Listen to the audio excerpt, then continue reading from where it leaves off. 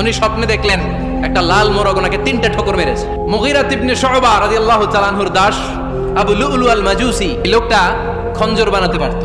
মুগীরা প্রতিদিন 4 দিরহাম করে চার্জ করতো। সে এসে বিচার দিল, আমিরুল মুমিনিন, মুগীরা আমার থেকে বেশি টাকা চায়, জুলুম করে। ওমর ফারুক বললেন, তাই? তুমি কি কাজ জানো? বলে, আমি খঞ্জর বানাতে জানি। আরে তুমি খঞ্জর বানাতে জানলে তো 4 দিরহাম অনেক কম, সে তো আরো বেশি টাকা নেওয়া দরকার ছিল তোমার থেকে। আবু লুলুর এই কথা পছন্দ হয় নাই। সে কয়, ওমর, সবারে দয়া দেখাও, আমার ক্ষেত্রে কঠিন নিয়ম বানাইলা, দাঁড়াও এই নিয়ম তোমারে আমি দেখাবো। এই রাগে সে বাড়িতে যে একটা খঞ্জর বানালো। খঞ্জর চিনেন? ছোট্ট ছুরি। কিছুদিন আগে ওমানের সুলতান কাবুস ইন্তেকাল করেছে, জানেন আপনারা? ওনার এই কোমরের মধ্যে খঞ্জর থাকতো, ছবিতে দেখছেন? আরব শায়েখ যারা সুলতান আমির, সে বাসায় যে একটা খঞ্জর বানালো, যে খঞ্জরের 2 মাথা, ধরার হ্যান্ডেলটা মাঝখানে। সে ধার দিতে লাগলো আর বললো, ওমর দাঁড়াও, তোমার আমি দেখাবো। ওমর ফারুক মসজিদে নববীর ইমাম, ফজরের নামাজের সময় এই আবু লুলু আল মাজুসি চাদর পরে লুকিয়ে লুকিয়ে, সে অগ্নি উপাসক, মুমিন নয়, ওমর ফারুক অ্যাটাক করার জন্য গেলেন মসজিদে নববীতে। ওয়াকানু ইউসাল্লুনা বিগালাস, তখন ওনারা অন্ধকারে নামাজ পড়তো। নামাজের সময় যখন হলো, লুকিয়ে লুকিয়ে প্রথম কাজে ওমর ফারুকের পিছনে মুয়াজ্জিনের পাশেই দাঁড়ালো। ইকামত হলো, ওমর ফারুক সালাত শুরু করলেন, ফজরের সালাত, আল্লাহু আকবার, নামাজ শুরু করলেন, সূরা ফাতিহা বললেন।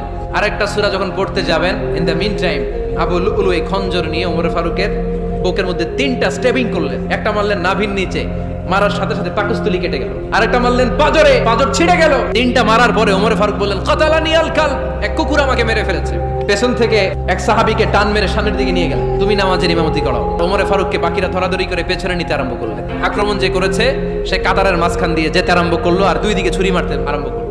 13 জন সাহাবীর গায়ে ছুরি মেরেছে, 7 জন সাহাবা স্পট ডেথ, জায়গায় মৃত্যু। ভয়ঙ্কর অবস্থা দেখে এক সাহাবী বুরনুস, এক ধরনের জুব্বা আছে মাথাওয়ালা, অনেকে জ্যাকেট পরছেন না এরকম মাথাওয়ালা, লম্বা জুব্বা আছে আরবরা শীতে পড়ে, মাথাওয়ালা, জালের মতো তার দিকে উড়ায় মারল। ওই বুরনুসের মধ্যে পেঁচিয়ে আবু লুলু মাটিতে পড়ে গেল আর সুইসাইড করে ফেলল, নিজের বুকে নিজে মেরে আত্মহত্যা। ইমামতির জন্য দাঁড় করালেন, উনি ছোট্ট সূরা দিয়ে প্রথম রাকাতে সূরা আল কাউসার, দ্বিতীয় রাকাতে সূরাতুল ইখলাস দিয়ে নামাজ শেষ। ওমর ফারুক বেহুশ, মুখের মধ্যে, মুখ খুলে রাষ্ট্রের চিকিৎসক মুখের মধ্যে দুধ দিলেন, ওই নাভি দিয়ে দুধ বের হয়ে যায়। তারা বললো, ওনারে বাঁচানো সম্ভব না, দেখেন হুশ ফিরে কিনা। হুশ ফিরলে ওনার পরে কে আমির হবে, উনি যেন প্যানেল ঠিক করে দিয়ে যায়। সবাই তাকিয়েছে ওমর ফারুকের চোখের দিকে। আল্লাহর মেহেরবানিতে ঘন্টা খানিক পরে উনি চোখ খুললেন। চোখ খোলার পরেই বলেন না, ও মা আমি মরে যাই, কে মারলো আমারে, আমার পরে নেতা কে হবে? চোখ খোলার পরে সর্বপ্রথম কথাটি ছিল, আসল্লান নাস, আমার নেতৃত্বে যে ফজরের নামাজটা শুরু হয়েছিল, এটাকে ঠিকমতো তোরা পড়েছিলি? আমার নেতৃত্বে যে ফজরের জামাত শুরু হয়েছিল, সেটা ঠিকঠাক মতো সমাপ্ত হয়েছিল কিনা আগে বল। This is Umar, our super hero. নেতা অনেকগুলো লাগে না, এরকম নেতা একটাই যথেষ্ট, যে গোটা বিশ্বকে কাঁপায় দিতে পারে। চিল্লায় বলো ঠিক কিনা?